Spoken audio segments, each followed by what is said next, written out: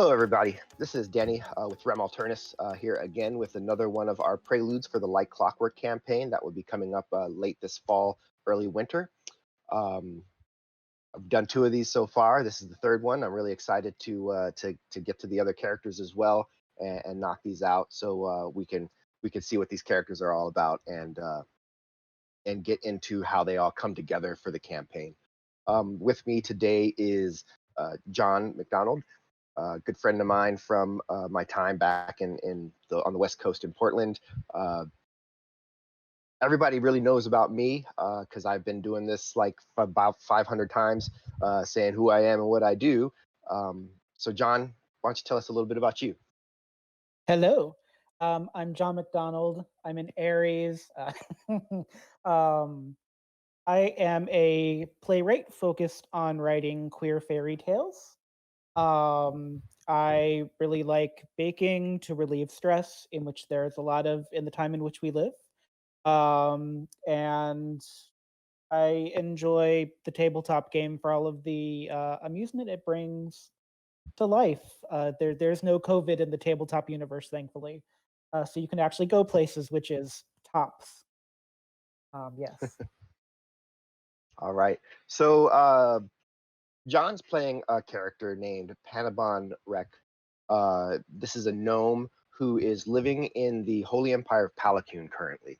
Of course, Palakun is the empire of the Dragonborn, and specifically the capital city of Flanopofel, which is if you watched Alex's first prelude with Perunia, you know that that's the same city that they're in. This city is located high up in the mountains in the Empire of Palakun. It is a very extravagant city. It's got high spires that reach to the heavens. It's clean, white marble, dazzling gold gilding, brass fittings. It's um it's very posh. Um, it's set up so that there's various burgs, which are neighborhoods. They're enclosed sort of apartments that have sort of like a little market community center in the middle, and then the just sort of like mezzanines that kind of rise up that are where the housing is. The higher you are in the burg and the mezzanine, of course, that's some social strata stuff going on. Pochgrin is probably sort of kind of closer to the lower ends of the lower levels of the burg. So with that, let's find out a little bit more about Pochgrin, or Panabon, as his actual name is, John. Yes. When you use my thief name, I want to throw dice at you. um, yeah, Panabon is. Well, do you want me to say kind of what job Panabon has? I'm not quite sure how to introduce a character Sure, you necessarily. just tell us about him. Tell us about where he comes from, how he got here, and what he does. Sure. Well, Panabon, Panabon likes jewels. Panabon likes pretty things, and there's nothing wrong with that. Um, Panabon likes to take things that doesn't belong to them, but not because they necessarily need things. Things are great. They gold pays for things, but there's also just a challenge to Panabon taking things. There's a challenge to Panabon's day job, which is busking. And for those of you that don't know, busking is a skill where you attract attention from a crowd with a variety of skills, usually music, and they pay you coin for your abilities. So there's an art to it, yes. So like Um, street performance. Street performance, yeah. Busking is the fancy name for it, really. Okay. And no, there are not gnomes are not predominant in Palakun either. So there are there are less gnomes than there are of other creature types races in Palakun. So Very yes, much so. Yeah. Gnomes. all, Gnomes are a more nomadic race throughout the world. In this particular world, they don't tend to have a home, and so some of them travel around, reminiscent of sort of maybe like um, an analog would be sort of like our Romani traditions in our world, but some have indeed found places to call home, but they're not indigenous to any of those places. So there are definitely gnomish communities in all of the major cities and all across the world, but they don't come from any one place, or rather their origins are a mystery. Um, yeah, so there's that. I also noticed, John, that you said that you referred to Panabon as them. So I'm going to take that cue right there, and because I believe I said him earlier. So I'm going to go ahead and take that cue and try to kind of fix that into my brain so that we can be doing that correctly. Um, but if I do sort of fumble, uh, correct me as you want or not, but I will do my best to remember that Panabon is a they them. Um, what else? Yeah. So anything else that you'd like to say about Panabon before we get into this? Panabon is fun, free spirit. The high charisma is there for a reason. I don't usually play. I'm usually not. I don't want to call them a face character. Don't know how else to call them. But this is a really exciting playing a character that's based a lot on charisma and being really fast, fast hands. Uh, Yes. you never quite know what Panabon's hands are doing. Right. As it were. All right. So with that, um, let's go ahead and get started in our story here. Also, all hail Milfrune, obviously. Shout out to the dragon god of Palkion. All hail. Yes. So um, John has been very studiously trying to get all the information of the world so that he can play Panabon uh, as best he can, and in a lot of ways, John actually kind of picks up on things more than I do, even after I've written stuff, and it's been really fun to see. So Maelfron is the deity that the Dragonborn of Palakun do worship. Um, I guess it's sort of an analog to, like, in Dungeons and Dragons you have Bahamut is the platinum dragon or what have you. It'd be sort of analogous to that, perhaps. So yeah, without further ado, let's go ahead and get into our story for today.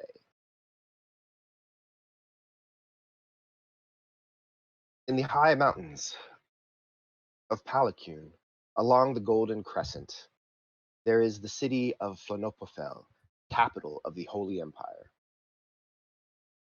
The shining spires rise to the heavens, and the streets are filled with the inhabitants, mostly dragonborn, but many of the other races are represented. There are humans, some gnomes, maybe even a few dwarves here and about. As evening falls in the market quarter, Panabon Rek is busy on the streets, attempting to earn their way, um, by attracting crowds and performing for them. It's probably an hour before sunset, and many of the crowds have finished whatever they're doing for the day, their work day, and are heading out to the various restaurants or perhaps going home. But still, the market is quite busy this evening. Panabon stands on a corner and is Well, it's a lovely evening. Of course, I'm out here doing the thing that I love the most, which is showing off a variety of faces. My specialty isn't music. My specialty is making sure that you see something new every few seconds. Come on by and see what faces I can make. all right. Why don't we go ahead and make a performance check? So in that character sheet, you're going to find your skills tab. You're going to find the There's my performance little skill, pen. Do, uh, do, do, do. and you're Performance, going there to it go ahead. is. Press the little button there, right? Yes. Maybe. Yeah, you're going to double click on it, and that is going to give us a roll. Whew, that's There you fun. go. All right. Oh, So your first roll for the Prelude is a 3. Adds your 5 that you have for your bonus to performance, which you are proficient in, and that gives you an 8. Um, it's a little early in the evening. You know, you're not warmed up really. Kind of you just trying to feel out the crowd and see what's going on, find that target audience, but right now there's not really a whole lot of people paying attention to you. Most of them are probably just really focused on heading towards wherever they're going right now. It's a little more purposeful. It's right at the end of the workday. They're going to their homes, they're going to find their meals. A few kind of stop and slow down, kind of give you a little bit of a look, perhaps mark you for later if they might have shown some interest. But you aren't managing to gather much of a crowd at this point. Um,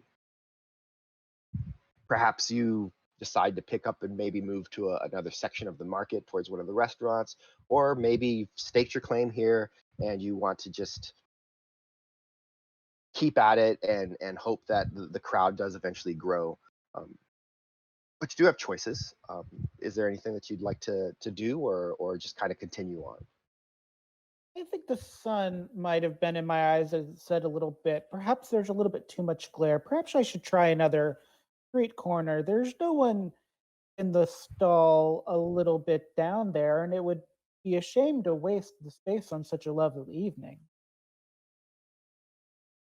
So you move over towards the stall. As you arrive there, you notice another individual kind of moving towards the stall at the same time as you. Um, you look over and you recognize Ifor, who is a green dragonborn who likes to do various acrobatics on the street and some juggling, a little bit of sort of physical comedy sort of things. And noticing you, just kind of like throws up his hands. Ah, what are you gonna take this stall? Well, I mean, my friend, there's plenty of open spaces to perform for everyone. It's flattering to have the attention of a dragonborn for a lowly gnome such as myself. Uh, Perhaps I could perhaps I could see their rage with a bit of a show of my own. you mean maybe work together to draw a bigger crowd? Well, of course, why not? We're all in this together after all. Okay, but then we split money 50-50. Well, that's fair. Couldn't do better than that. Okay, well, I prepare myself, then we share the stall. And with that, the Dragonborn takes a bag from his shoulders and sets it down and pulls out various implements and tools for his particular show, including just some brightly colored balls, several sort of stakes or pins, and even a few blades. As usually the finale of his act, he does a 3 blade act, which is daring, if not particularly impressive. Panabon seen jugglers that have done some amazing things, and 3 blades, that's the beginning level of blade juggling, but Panabon can respect it. Um, so yeah, as Ifor is preparing, um, Panabon does. Well, I want to get the crowd. I want to try to get a crowd of people around us for the performance because, after all, more people means we'll both do well, or at least I'll do well, as I like to make sure I do. And so I'm just going to, call out to the crowd with my melodic, busking voice and entreat them to come and enjoy a lovely performance. Okay, so Now that we've kind of moved to a new location, go ahead and make another one of those performance checks to see, or actually, this time it'll be a persuasion check. I believe your bonus is the Ooh. same, but you're persuading people to come and see the performance. I am persuading people, come, Um, come, little mm, children. No, they, yeah, a little bit hocus pocus there. Oh, a double click. all There we go. right. It's a little. So a 10 Ah, plus 5 is a 15. It's not so difficult to draw people into a show, especially in a place where they're hoping to see one anyway, or they know that they are going to happen, bound to happen. So yes, you definitely bring in a small crowd, about maybe 7 or 8 people. It's still early, so that's respectable at this time of evening. Um, and they sort of gather around to see what sort of thing you're going to put on. You look over to Ifor, and Ifor is just about ready to perhaps start a juggling act. So you're going to have to keep this crowd's attention for just a few moments before Ifor goes. well, keeping crowds' attention is my specialty. Between my masks, being able to transfer my mask, and perhaps even showcasing a little bit of my tiny clockwork animals, I should be able to do that. All right. Um, yes. So describe exactly what it is that you're doing as you stand before these people. Uh, Ah, okay. I'm not a professional busker, so I'm not quite sure what I would say. But I'd imagine Panabon would say something like, "Come, uh, come and see the come and see the delights of the day. Come and see our skill." And so what I have is the ability, whereas a normal busker might use music, I change faces and I'm very nimble. So perhaps while I'm changing faces, I can do a little bit of tumbling, perhaps. Um, and then the tiny clockwork animals are just kind of an entourage that I would use for amusement, just to showcase some other skills that I would have. Um, I can make little dragons, but people don't seem to enjoy them as much as I would enjoy them to enjoy them. So, all right. Well, why don't we go ahead? So for your mask changing, so this is a combination of skills. You have the mask itself, and the performance part, but also that what plays into this is sort of this sleight of hand, so that you're kind of changing the mask in a way that makes it just seem like it changes without any actual changing of the mask, right? Um, yes. and so go ahead and let's start with an acrobatics check. So like you said, you sort of like, you kind of do a little side tumble, to see if you get that off, which you probably won't have much trouble doing so. But just like I said, we're getting used to the interface here. So go ahead and make that Yeah. acrobatics check. Well done. So Ha ha. quite Whee! easily you get the acrobatics check off, or you get the acrobatics check, 20, which enables you to get the tumbling. It's perfect. There's no mistake in it. Actually, you do well enough that it actually aids the sleight of hand. So go ahead and roll sleight of hand as a check, but with advantage. So with advantage, you're going to look down at the lower left hand side of your screen. There's a button that says ADV. You're going to push that button, Oh, okay. ADV is pushed. and then you're going to roll sleight of hand. This is exciting. Ooh. Wow. Okay. So you uh the advantage gives you two dice to roll. So you rolled a 20 and you rolled a 14. You always take the better of them when you're rolling advantage. So you rolled a 20 with a 7. So 27. I mean, flawless. There, you could there's no way anyone could have done this better, really. So you kind of you fall into a side tumble, and you're able to shift the mask, from or actually put on your first mask, which describe that mask. Well, for the first mask, I always like to start off honoring the great Melfrune and honoring the leaders of this land. So I always start off with a really lovely dragon mask of a kind, something that would be honoring to the people that are honoring to the race that allows us the good fortune to be in the land, as it were. Okay. So as you go into the tumble, you're a gnome, but when you kind of come out of the first spin, you kind of look and give everyone in the crowd sort of this even glance, and they can see that you have this beautiful embroidered sort of uh, mask that just exemplifies all of the traits, the beautiful traits of the dragonborn, especially the metallic dragonborn of the city. And you kind of look around, and then as you finish your turn looking, you sort of fall in on yourself and do a second tumble, and you come up with another mask. And what's this one? The second mask is a little more about artistry, about fierceness.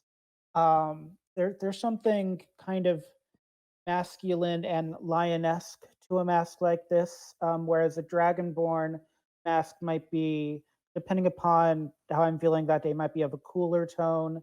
The second mask could be something warmer, something where I could play up a little bit of the strength that I showed in the tumble itself, Okay. just to Uh, get the crowd really going.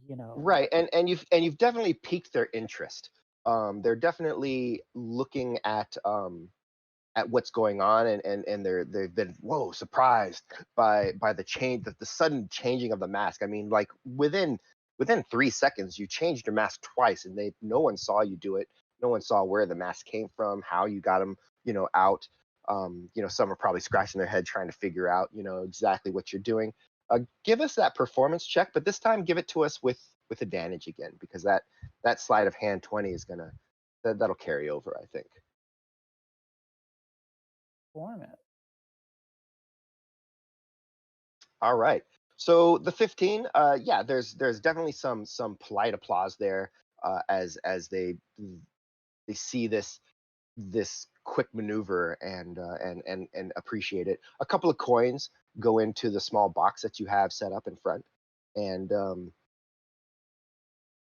and then sort of you see this greenish flash next to you as Eford suddenly like jumps forward into a low somersault, springs up on his feet, sort of does a flip in the air, lands and throws out his arms in a sort of ta-da sort of move, and looks over to you and gives you a nod, and says, "The great Panabon."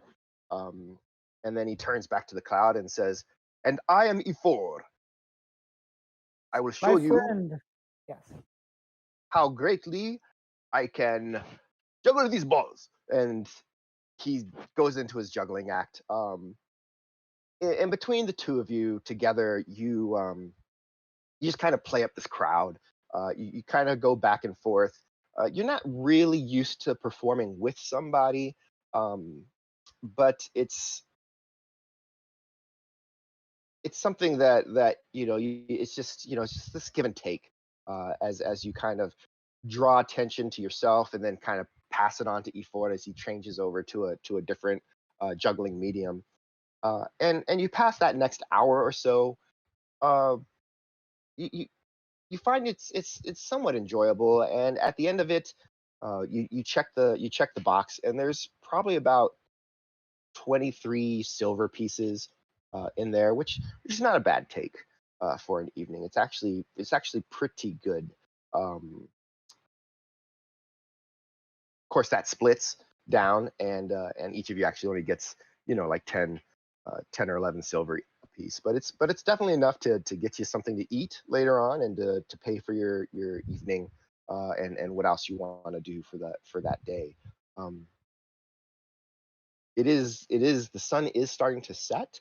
Uh, is there anything in particular that Panabon would do before going, calling it a night and heading back to the Berg? Is Panabon someone who goes to the taverns, um, continues busking through the evening, uh, even later, or Panabon might do a little bit of a loop of the market to see who the other buskers are and how they're busking, but there's nothing in particular that they're set to. Um, they Okay. have they have other nightly recreational activities which they enjoy. So Right. All right. So yeah, with that, Panabon kind of moves deeper into the marketplace. There's street vendors as well as the taverns themselves. So there's always like street food and fare. So there's probably after a show, it's always good to eat, and so Panabon's able to get some food really quick here and about, and is kind of just moving along through the crowd. Go ahead and give me a perception uh, test. perception. Oh, that's still in skills. Yes. Perception. Oh, Wow. So okay. so there's the next 20 that you've rolled, your second 20 for the evening, with your perception skill of 1 gives you a total of 21. As you're moving through, um, Tlanopafel is a very well appointed city. It's very wealthy, and there are a lot of wealthy individuals who kind of just hobnob with more common folks such as yourself. It's a mining city, so there is sort of a mining working class, like a labor class, that also resides in the city, and everyone just kind of mixes here together.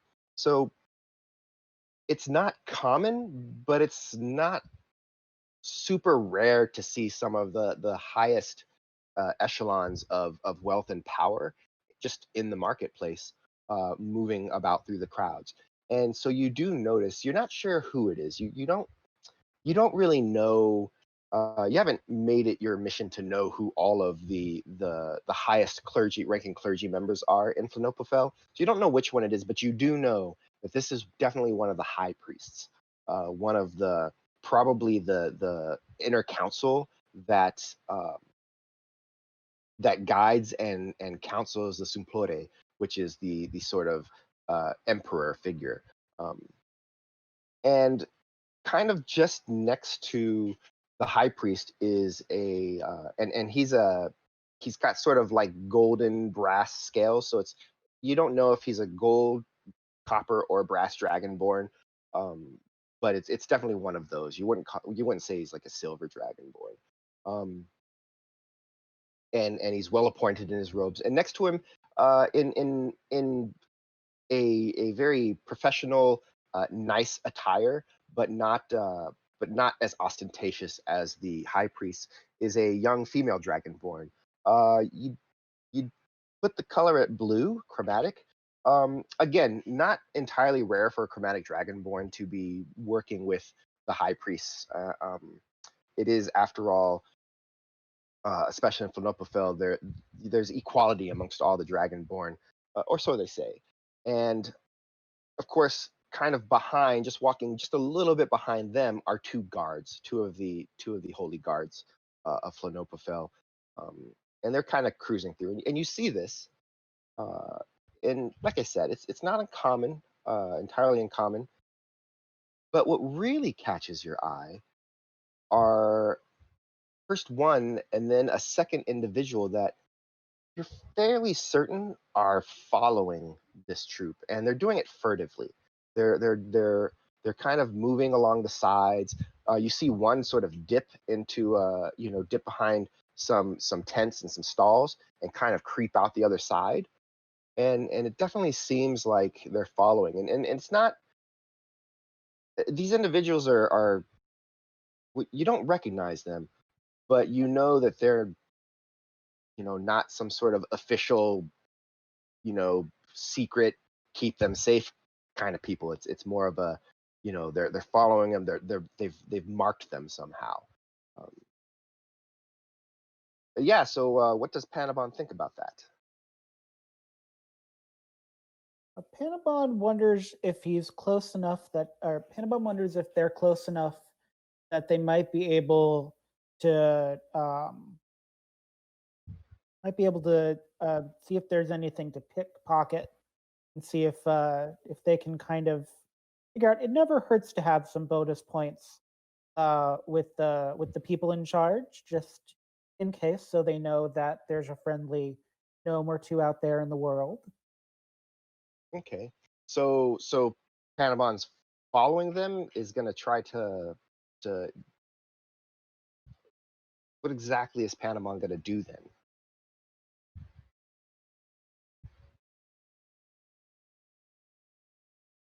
How close are they? Would you say is it just like a really crowded marketplace? Like, would it cause a ruckus to try to get closer?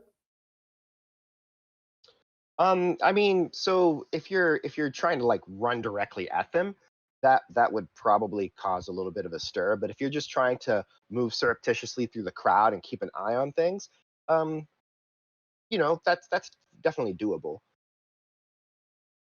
Yeah, I think that would be there. There's some wisdom in kind of knowing, and if they are just thieves out to make a name for themselves, there's some wisdom in knowing that too. Um, yeah. All right, so what we're gonna have you do is you're gonna make a stealth check. Um, All right. With anything on it, or do I just click the thingy? just straight up stealth check, and not bad. You rolled a 15. Since they're not looking for you, I'm going to use what we call the passive perception to see if they can see you. Passive perception is basically just imagine they rolled a 10 on their perception check. So to see you, they would have to have 10 points in perception. Um, they don't. So you're able to move pretty effortlessly through the crowd, just kind of following the same sort of uh, playbook that the two individuals are following, by just kind of like moving through the crowd, stopping at stalls when someone might be looking your way, etc. And eventually, you start getting to the edge of the marketplace, um, kind of close to the walls of the sanctum. The sanctum, of course, being the holy center of Flanopofel, where all the estates of like the high priests are. Um, the cathedral, the main cathedral or palace, is in the sanctum. Um, yeah, and so you're kind of nearing the edge of the marketplace, getting close to the sanctum, when the procession stops, and you see the high priest and the young lady that is walking with him. They turn in, they exchange a few words, and then she offers a curtsy, and then turns and kind of moves away, um, kind of alongside the sanctum wall, as if she's heading in a different direction. And the high priest kind of regards her for a moment and then turns to the two guards. Uh, you're not close enough to hear what is said, but it's apparent that he gives them some sort of order because they turn actually away, and this is odd. They start moving away from uh, back into the market square, market center rather, and the high priest turns and enters the sanctum alone. Um, the guards are not going the same direction as the young lady. They're actually turning more in your direction actually. Um,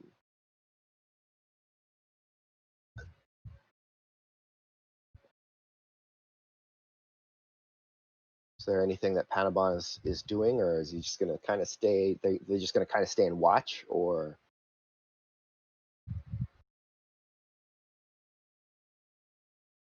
Do the how do the I don't know how to address them, so I'll call them the thieves.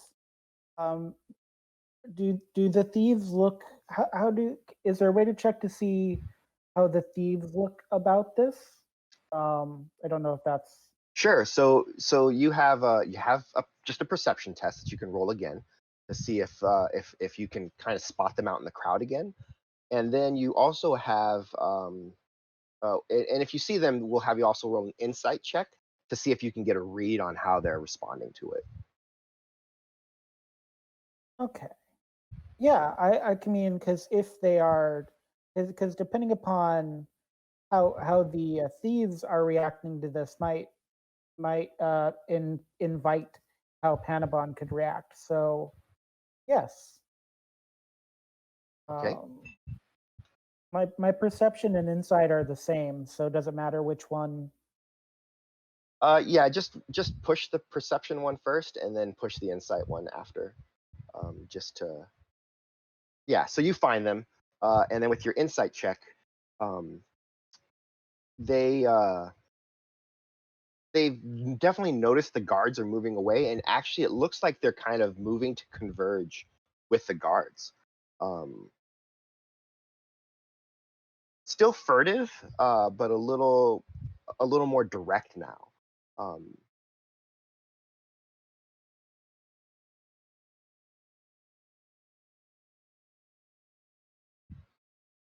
Is there a way?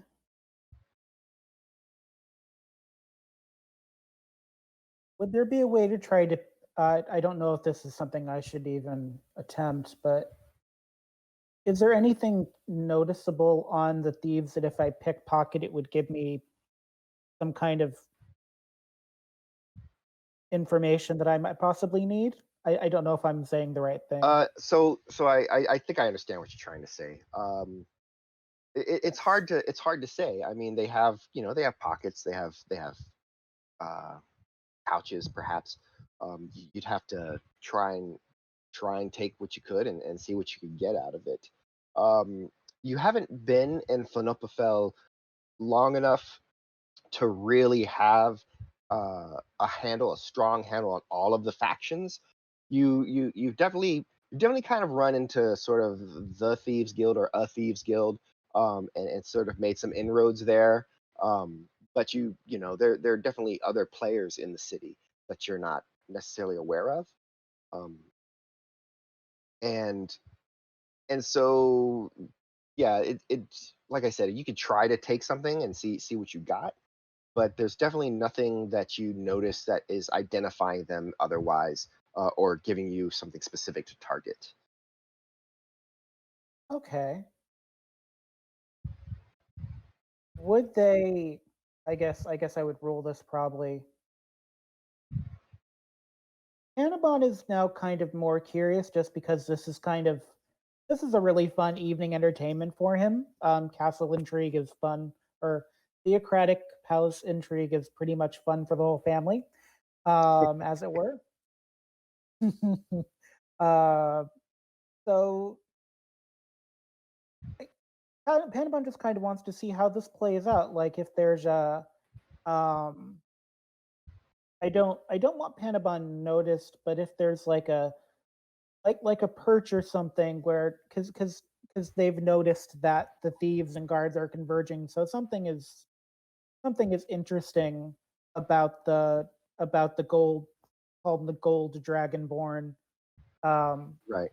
leader. So is All there right. yeah. So with that, Panabon kind of crosses over and is going to try to find maybe a place to see what happens when they converge, and maybe overhear what's going on. So let's go ahead and just get another stealth check, just to make sure that you don't, trip over something, or step on a cat's tail, or. Which would be hilarious, but Uh, obviously not ideal. uh Come on, there we go. all right. So moving along, through the street, you are you don't trip over anything. You don't call any attention to yourself.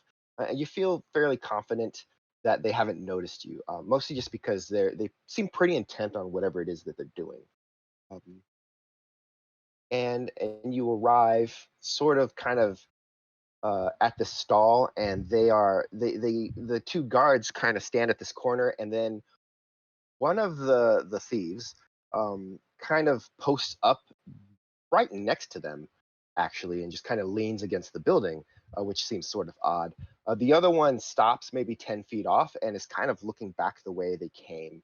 Um, and you notice that the guard and the thief are talking, in a way that makes it seem like maybe they're not talking to each other, except that just by their proximity, they could hear what each other is saying. And it's at this point where you're gonna, if you're trying to want to hear what they're saying, you're either gonna have to pass closer, which is risky, or just maybe try to get a read or just hear what they're saying from afar, which is a little bit difficult. But in either case, you can either move up closer. It's going to be another stealth roll, and then a perception to hear what they're saying, or you can just roll a perception from here. I've had a pretty good day. I feel really good about earlier, so I'm willing to maybe scoot a little closer. It's a little risky, but I'm friendly enough. I'm sure I'll be all right. Okay, so roll stealth again. Yep. And then I love the way that melts into things. Stealth and then perception, Hmm. right? Yes.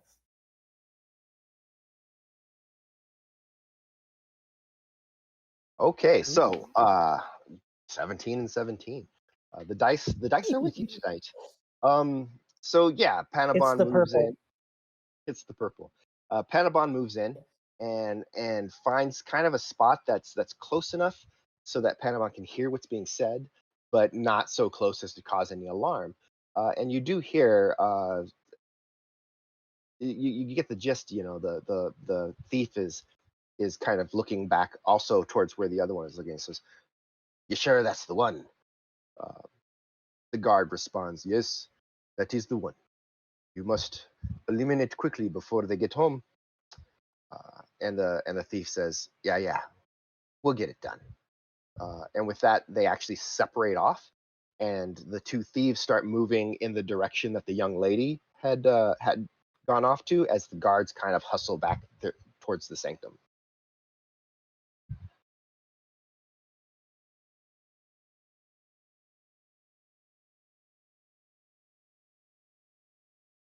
Hmm.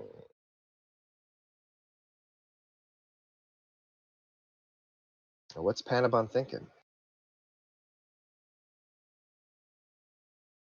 Well, Panabon enjoys entertainment.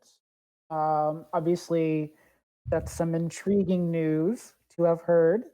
Um, it's not clear.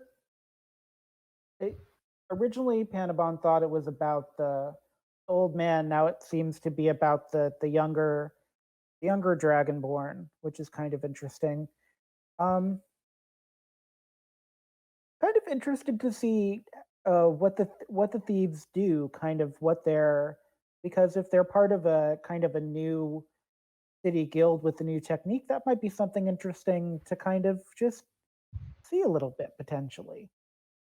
All right. Um, no, I don't have anywhere else to be.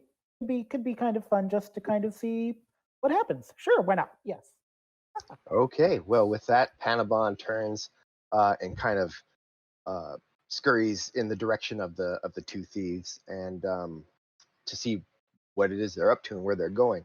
So again, we're going to go ahead and start with, we're going to do an investigation test this time, as you're trying to like suss out exactly how they're moving and what they're trying to accomplish. Um, Like being Jessica Fletcher, only without the body count.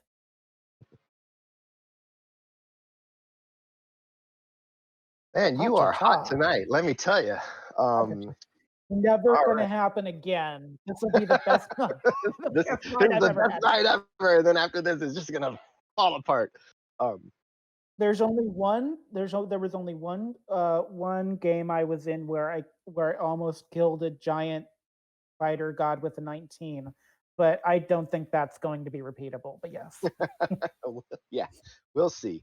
So uh, with that 21, actually, so when they move, they actually have to move fairly quickly because they have to catch up. It's been a couple of minutes, and but they do seem to know where they're going.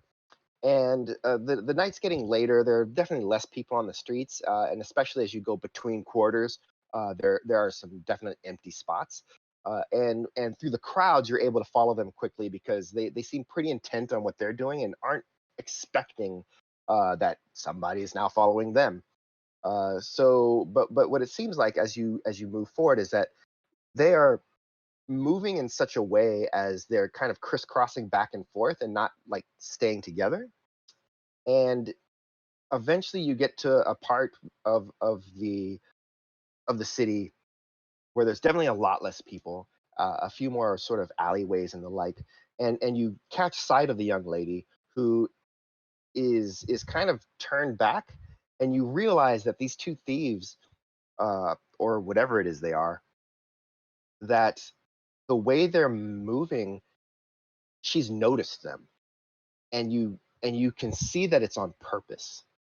Like they've made it so that she will notice them, and you can tell that they're sort of trying to kind of corral her and get her going certain directions, even though you don't think that the young lady herself knows that that's what they're doing. um, but she's definitely making decisions about which way she wants to turn based on the fact that there's two individuals sneaking up on her in the shadows. um, so you follow a little bit further, and um, you get the sense that whatever is going on, it's not good for the young lady.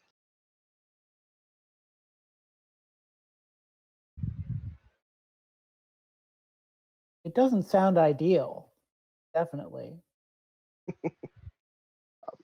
Is there anything Panabon wants to do particular, or is it just still sort of a watch and see what's going to happen? Well, there's a funny thing I have. I have some ball bearings in my pack. I mean, I'm not necessarily clumsy by nature, but ball bearings tend to have a mind of their own. Uh, no, it's nothing personal to the thieves, but it doesn't seem really very fair right now. Does that uh, does that make sense? That makes Do you sense to think that me. I'm So you want to try and maybe yes? get ahead and get into a position where you can sort of trip the two thieves up so they can't continue their whatever their That aims would are. be yeah. I'm All gonna do right. my Kevin from Home Alone impression and put down some micro machines. Hopefully, is my plan. Okay. So yeah, so you kind of move, and with that investigation check, you get a sense of like how they're moving, and so you're trying to kind of now get in front of them, but having to move quickly, you need to do it in a way that doesn't necessarily cross their path. So you're kind of maneuvering through as well. It takes several minutes to sort of get to where you feel like you're ahead of them, um, and as you kind of pop out, you notice the young lady on the street is turned into an alley, and that the two thieves are sort of converging on that alley at this point. And you have brought yourself to a position where you think that if you can throw the ball bearings down, um, that they'll roll down in such a way as to perhaps trip these guys up. But there's probably going to be a lot of noise as well. Oh, hmm.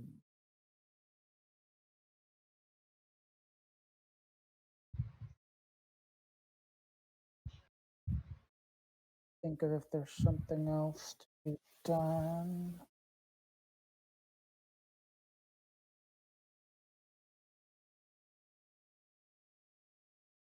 Does the can I tell if does the young lady look defenseless? Is this like a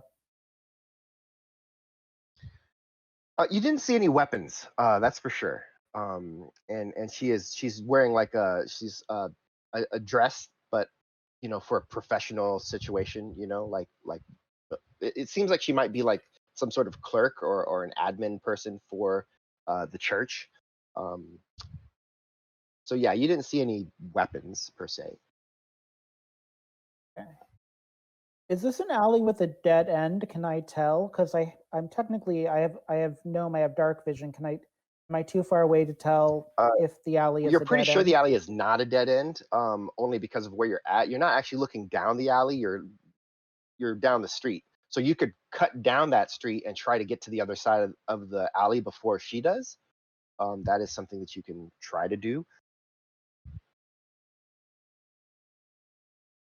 Yeah, let's try that. I don't like the making noise option. I still want to be helpful, but the noise making option doesn't appeal to me. Okay. So yeah, let's.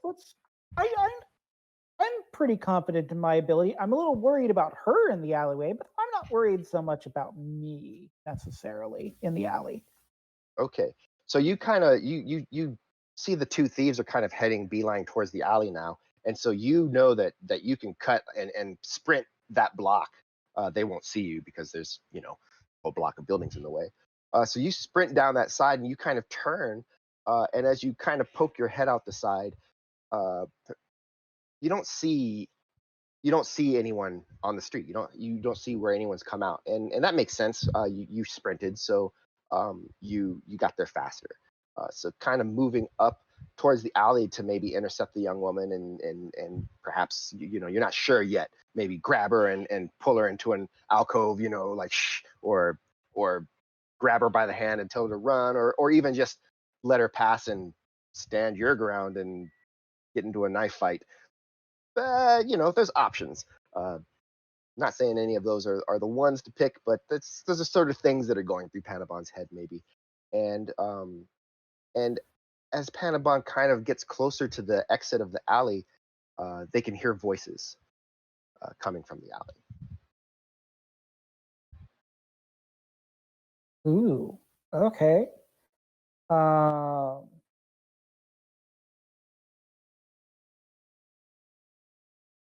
do I have an option to?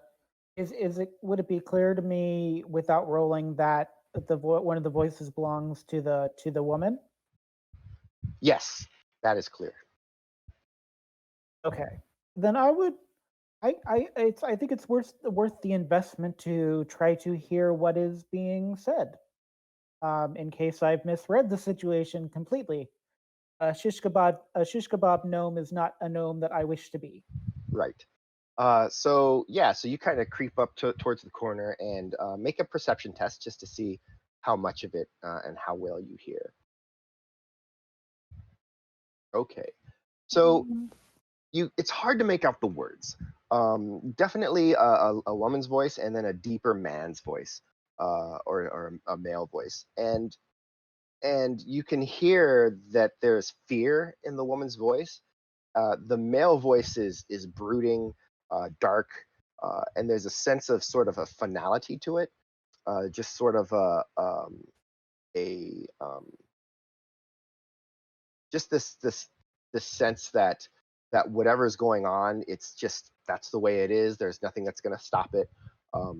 You then hear the woman kind of cry out for help, um, and then you hear some sort of sounds of a struggle. Okay. Um, am I at a good point where potentially the ball bearings now would be helpful for tripping, or I wouldn't be able to tell exactly what the nature of the struggle is? Not without necessarily like looking down the alley at this point. You're kind of like you haven't gone into the alley because you're not sure like who's in there, who could see you. If you wanted to sort of look in the alley, you'd get a better, you'd be in a better position to see that. Alternately, you could just scatter the ball bearings and see what happens. Um, I think I need to look in the alley because if I scatter the ball bearings and then she trips and falls, then it's all kind of for naught and I've lost ball bearings. So I should probably see what's going on before I enact the plan. okay, so you kind of turn to peer in. Give me that stealth check again, just to make sure that you can kind of poke around without giving yourself away. Let's hope. Lord willing the creeks don't rise. All right. So you kind of poke your head over and you see that you see three men in this alley. You see the two that are kind of further down the way. Those are probably the two you're following. They must have herded her right into this alley with this one, whoever this other third man is. It's a tall individual in a cloak, and he's got her in a hold. And you see the flash of the light of the moon like reflecting off the blade that he has in his hand. Um, they're probably about 30 feet away. Um, it doesn't look like there's anything you could do to stop what's about to happen, uh, unless you could think of something really clever. But I don't know what you would, what you would try to do. Um, what does Panabon do? Well, the only thing I can think to do would be to potentially, because I'm not going to be able to run 30 feet in 10 seconds. That's not going to happen. Um,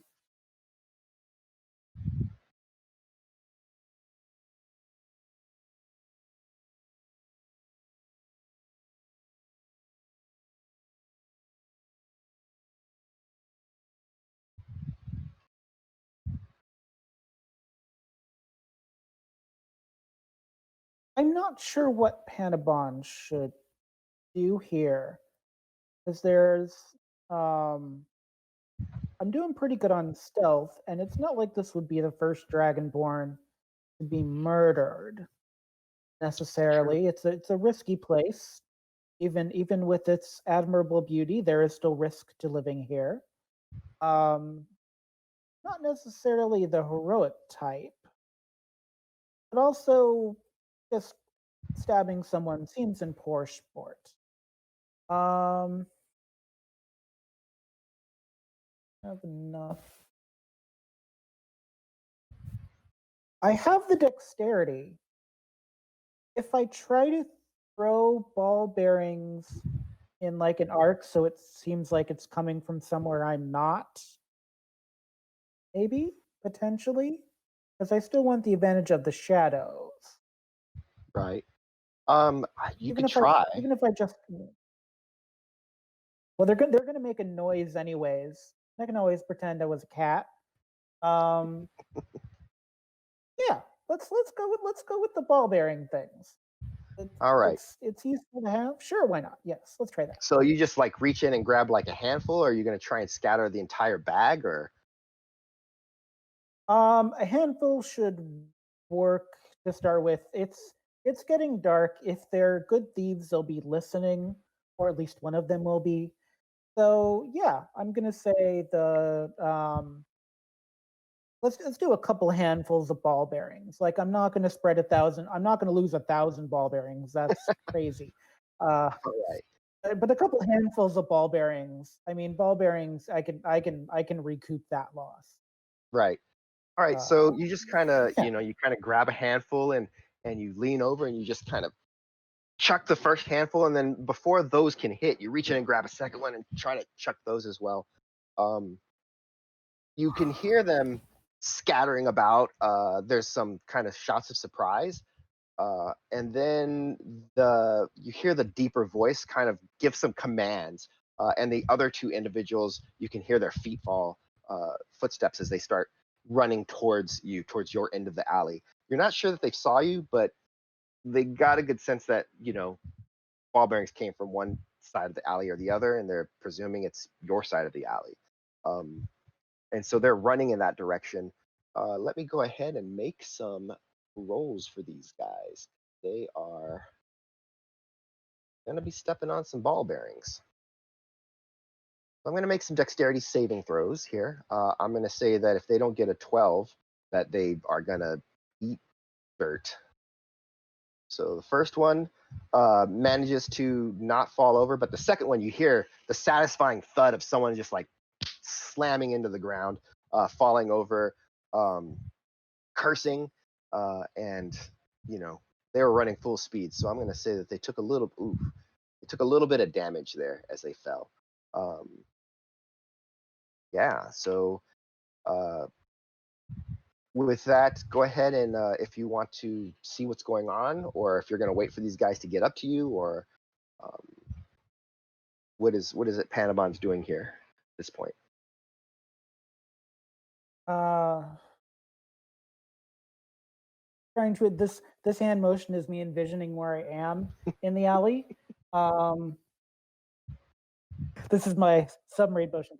Now I'm trying to get a beat on how dark it is. Like if I look back around the corner, are they going to see me immediately? Should I put on my black velvet mask so they won't be able to? I'm actually going to put on my um, I'm going to put on my Cochrane mask. I'm going to call it, if that makes sense. Okay. Um, So you put on the mask, and then do you peer back into the alley, or are you? I want to keep because I don't think there's any way I can help the girl. I don't know if I've given her. Actually, no. I'm gonna peer to see if I helped her get away, or if this was all for naught, and now I have to draw my rapier. So yeah, let's Okay. peer. Let's do some peering. All right. So go ahead again with the stealth check as you kind of just poke your head out and see if they notice that. Oh, shit. Ooh, Oh, it had to happen. that's So you not poke your stealthy. head out. It's not stealthy at Um, all. the guys that are running though, the one guy on the ground, he is going to have disadvantage on his. So let's see what happens here. All right. So the guy on the ground, he doesn't seem to see you, but the guy at the alley does. The one holding the lady, and he turns and he's just like, no witnesses. And the other guy kind of gets up, and both of them start running towards you, and it definitely looks like they're chasing you. You notice before you kind of pull your head back that he does run the blade across her neck. Of course, no honor among thieves. No Um, thieves. no honor among thieves. Well, how does the old saying go? In for a bronze, in for a gold. Um, In so for I a guess copper. I'd better in for a copper, in for a gold. Um, well, it seems there was no honor among thieves, and as much as I don't really know the person that was murdered. You know, I also don't want to die, and I feel like they're going to kind of be pissed about the ball bearing thing. So I should probably pull out a sword of some kind or something to defend myself with All right. eventually. Are you going to stand your ground, or are you going to try to run? Oh, I didn't know running was an option. Yeah, I'm gonna try What? for a running then. Running Anything is is an always option. This is Dungeons and anything. Dragons, John. Yes, I'm gonna see if I can stealth my way out of this scenario that I've gotten myself into. All right. Uh, So you kind of take off. I assume you probably just draw a blade anyway, just in case. It's better if they catch up to you that you have your blade ready. And you just kind yeah. of run, and you're trying to zigzag through some alleys. They're following you as well, and they eventually you kind of get to a point where you run around on one of a rather well appointed boulevard, um, and you finally get to a point where you're not in their view, and you know that you can duck into the next alley and they won't necessarily see that you've ducked into there. um, and so you kind of think that that might be a direction to go. um, and at this point what we're going to do is we're going to pull up a battle map. Bum, bum. Ooh, I get a battle map. My first battle You get map in a while. your first battle map. So I'm going to share this. Yeah. You are first. You are at the corner. You Okay. just ducked around that corner. You can hear someone coming up behind you if you see this guy down at the bottom of the map, I running do. between these two trees. Yes. But you are first. Is this how like I wouldn't need my dark vision, like there'd be enough light that it would be like, are there shadows? There are shadows. You're kind of using both your vision, regular vision, and night dark vision as necessary as you get into lighter spots or darker spots. So yeah, there's definitely shadows in here. It's definitely dark in this alley. You do notice that there is a light. It's an electric light in the middle of the alley, and on the other side, it's burned out. Okay, that was what I was trying to figure out. Can I make it to where that burned out light is? So do I have enough squares for that? I So don't think I have you enough squares for can that. Move. Can I So get to here's the 1, bucket at least? 2, 3, 4, and 5. So you can get to the bucket. Okay, I can get to the bucket. That's kind of where I wanted to go. All right. So yeah, good times. And what do you want to do with your action? Do you want to try and hide behind the crates there? Yeah, sure, that sounds good. The hiding will allow me to live another day. So Right. yes. Okay, so go ahead and make a stealth check to see how well you're hidden, and then we'll move on to the Make next a person's turn. stealth check. All right. Ooh, not bad. All right, Yes. Skulker one's turn. Party on, Wayne. 1, 2, 3, 4, 5. Now he gets to move a little further because he's a larger person, so he gets to move 30 feet. He doesn't see you as he Oh, mm, enters here, so he's gonna 1, 2, 3, 4, 5, and 6. You see him kind of walk past you, but is he going to spot you? He does not get a 20 on his perception test, so he doesn't see you there. Yeah, I'd hope not. Good lord. you're like in the corner Well, of the thing give no holding the fruit. bucket, like, ah. um, I am the bucket. Be the bucket. you hear more footsteps as someone else comes up this way, um, and you notice this guy kind of come around the corner here. So it looks like they were trying to cut you off. Um, he arrives up and he kind of looks back and forth. Um, the first guy is like, "Did he come out?" And the second guy is, "No, no." Uh, and he's going to spend an action also trying to see if he can see you. A 1 does not beat a 20. That's always the case. A 1 will never beat a 20 in Dungeons and Dragons. So that ends their turn. It is back to you. Thank you. Thank you. All right. So here is where my very quick hands come into play. I don't get like, let's see. So to pull up my weapon, I have my weapon Yes, in you hand have your already. rapier Yes, ready. Yeah, we decided you have your my rapier, rapier. so you can. Well, he can't. They can't see me, but I am very close. I believe I am in stabbing range. You are definitely in And it would stabbing range. within stabbing range. Yes. Uh, all right. Let's see. Right. So it did not roll with advantage, but so what we're going to do is you're just going to roll it again. But see, right now we know that you rolled a 14 plus 5 is 19, which the program tells us is a hit. But there's No. a chance. There's a chance that with advantage you would have got a 20, which would have been make it a critical hit. So you're gonna roll it again just to see if you get a 20. It's not gonna if it comes up as a miss, you still hit because we know that you already hit. Yes.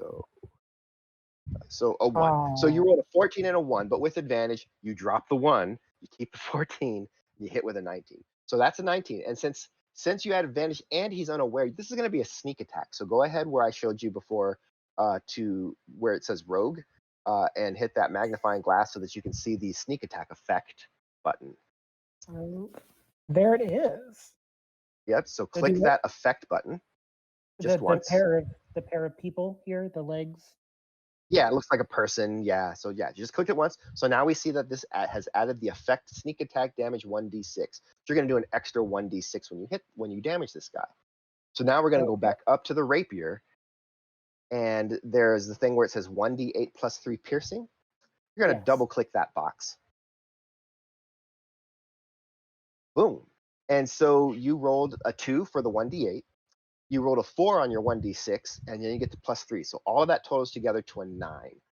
And with that, you plunge your rapier into this guy's back, and he cries out in pain, "Ah, ah!" As he notices you there with a rapier in his back, stabbing up through his kidney. He is very much hurt. He did not like that at all. Now, if you would like, you can move, but do understand that if you move away from his threat area, he's going to try to probably get an attack of opportunity on you. Or you can choose to stand your ground. Um,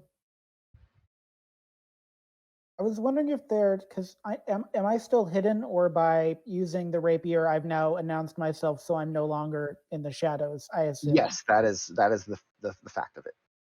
Can I actually just move one square to get behind him? You can. So you can move within his threat range and not trigger that opportunity attack. So you move Yeah, down. Um, because that will be harder for him to. I would imagine with the rapier in his back, even moving that one space will be difficult to deal with. right. Okay. So then he turns around. He did not like that, and so he is going to try to stick you with his dagger. Um, so on his I turn, would only. It's fair. I mean, I it's stab you, fair. you stab me back. It's It fair. is. It's fair. All right. So let me go in here real quick. All right. Put that away. Somebody is trying to call me on the telephone, but I can't talk to them right now. All right, here we go. So here's his attack.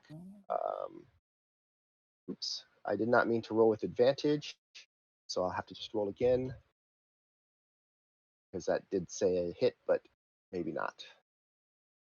All right. All right, so that time he hits you. And so he Oh, slashes back. Oh, I'm sorry, that rolled too high.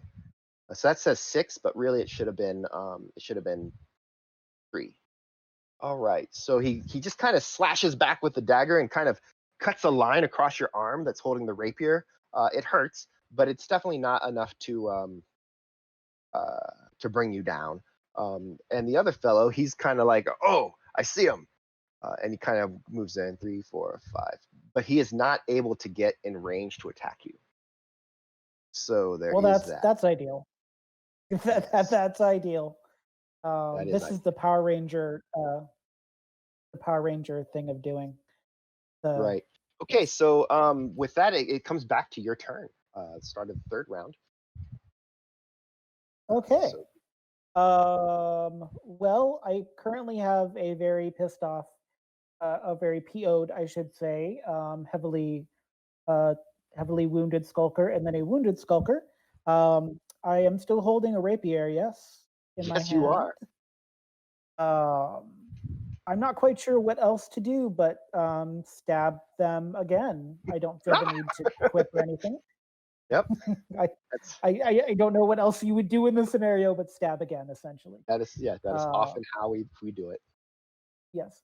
So I just stab with the rapier again. I just do the rapier Yes, thing. just roll the d5. You don't have advantage this time, unfortunately.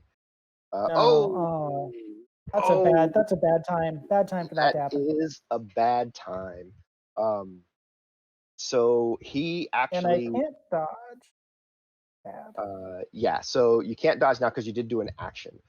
So what you're gonna do is, if you want to move, you can try to. He might get an attack of opportunity off on you, or you can stand your ground. Um, and they are going to but that's what you have left, so you have movement left, but you don't choose to use it, then you lose it. Yeah, I should probably move away since that didn't work, ideally. Yeah, if you want to move Um, away, then you can, so you can move 1, 2, 3, 4, 5, but then this guy gets an attack, what we call an attack of opportunity, so he gets a chance to strike at you um, yeah, but I with like my odds better where I've moved. So even with the attack of opportunity, well, let's he move did back miss. a little bit. Yeah, so he swings the Okay. dagger again. It's a miss. And then he is going to come at you because it's now his turn. And he, of course, gets movement. Yes, of course. Uh, and he's going to try again. As you Here we do. go. As you do. Oh, that is not a hit. That is very bad. Uh, he missed, I and mean, good for me. good for you. And that's his action. The second fellow is also just trying to come up, and he's going to move down to here. He's still not in range of you just yet. So um, you can, Pakrin, um, try and stick him again or continue trying to run away. If you stick him and he falls down, you could probably run away without incurring that attack of opportunity. Uh, if I stick one, the other one will come after me, though. Still, I am assuming. Probably, but he's not in range to hit you yet. Think I have anything else that would be useful in this situation. I mean, at this point, I'm here. I'm genderqueer. You're used to it. So let's use the rapier again. I don't think I Okay. can do worse. I don't think I can do worse than my last one. So let's No, find out you what can't. happens now. Oh, that's a lot better. All right. So So go ahead and Melfroom be blessed. go ahead and roll the damage on that. Okay, damage is. You just told me, and I've already forgotten what damage is. It's just right next to the roll for the attack. It says 1d8 plus 3. Okay. Oh, I gotta do that twice. There we go. Oh, wow. As he comes running up on you, trying to swing, you just kind of and you just thrust that rapier straight head on, and it just kind of comes right up in the center of his gut, and out the back of his neck, and you just kind of pull your blade back. Um, that And now guy I is gotta clean the blade. Yeah, that guy's very plainly dead. Uh, you have definitely put the murder on him. Um, and the second guy kind of like yells out something. Maybe it's the guy's name, but he charges forward and is going to try and put the murder back on you, because that's what they do. Uh, However, 13 is what I rolled, which doesn't hit you. I believe your armor class is 14. Uh, Sure. it is. That's what it says on the main tab of your character sheet, 14. That Oh, that's is what that not. means. Yeah, that is not a hit. So now it's just when it's two people, it's just back and forth. So it's back to you. Yes. Okay. Um. Well, they are already wounded. Um.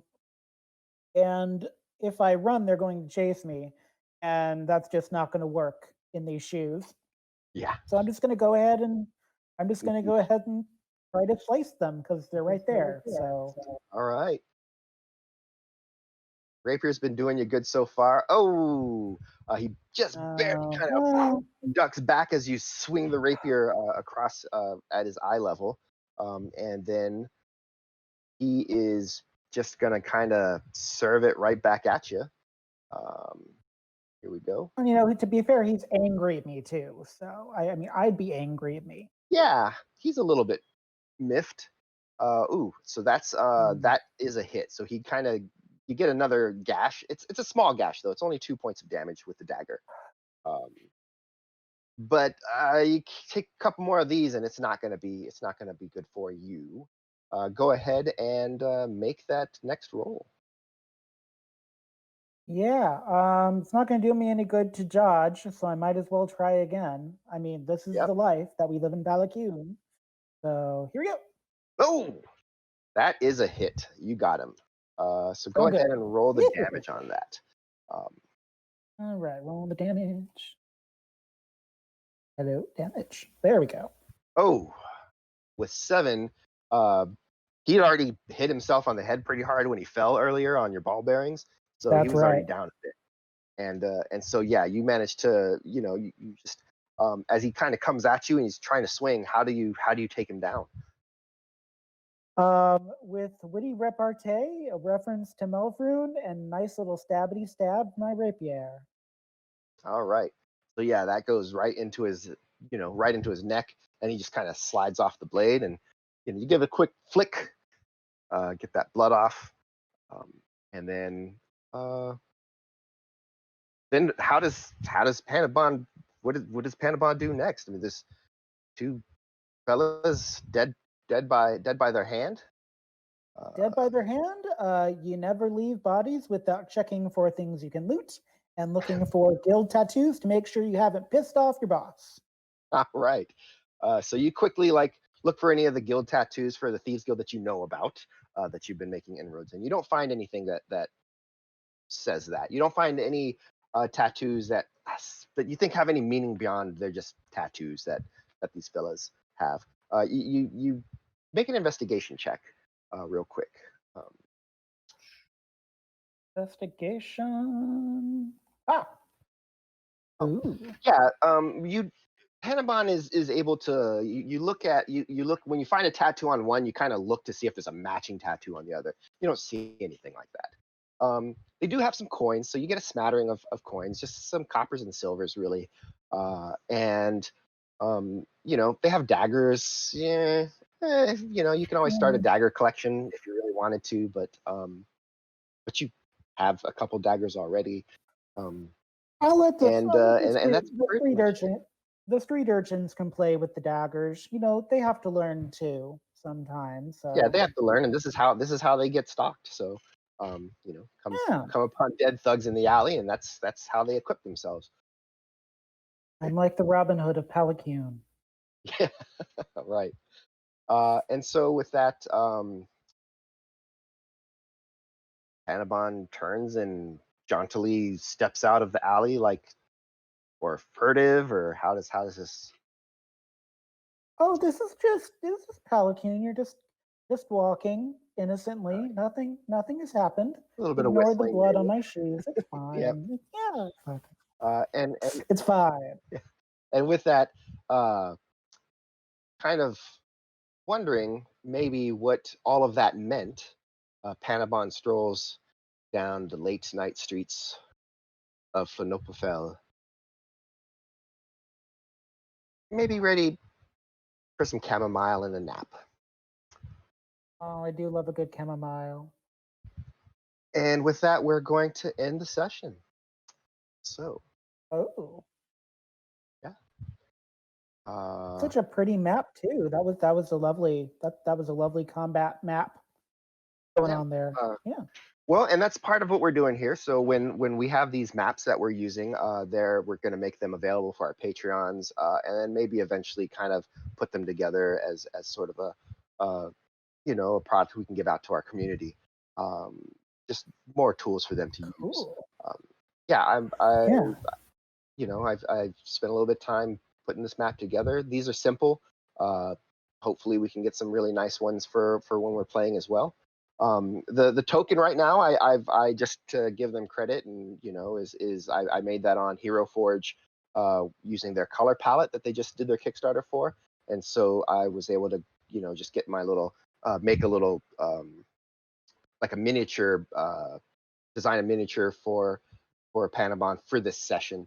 Eventually, we're going to have art, and I have an artist in mind that's going to create custom tokens for us, custom tokens for pretty much all of the play that we're going to be doing here. And then, of course, that's also going to be available. Those are going to be available to our Patreons and others. So, really excited about that. And what'd you think, John? I think I mean, have you even played 5e before? We did once, and that really where everybody had like four characters, and it was the going Oh yeah, across the castle thingy it up. that No, that was I a. I I really don't think that like was it. I just 5e. yeah. Yeah, I think that was DCC. So I don't think you played 5e yet. Oh, Yeah. So I the, the only other Dungeons and Dragons I played before I did Shadowrun was a like specialized gladiator Blood Moon thing from like eons ago, decades ago. So right. no, I like it. I enjoy it. It's just getting to the rhythm of who Banabon is, and being a light to all of those young thieves out Yeah. there, Yeah, and that's in the world. that's definitely what the preludes are for. Is to just really get into the skin. It's the first prelude. It's kind of we're Yeah. unsure. How is the character going to react, but you're going to get into the skin of your character, through the preludes. In this way, when everyone comes together, we're just ready to go and raring to go. So No, it's exciting. Yes. So I really appreciate you joining me today, John, and look forward to your next session. And we'll we'll get that done shortly here too. Great. That sounds really good. Yeah, I appreciate that. All right. So For everyone else that joined us to watch this, whether on Patreon or YouTube or what have you, thanks for joining us, and bye. We'll see you next time.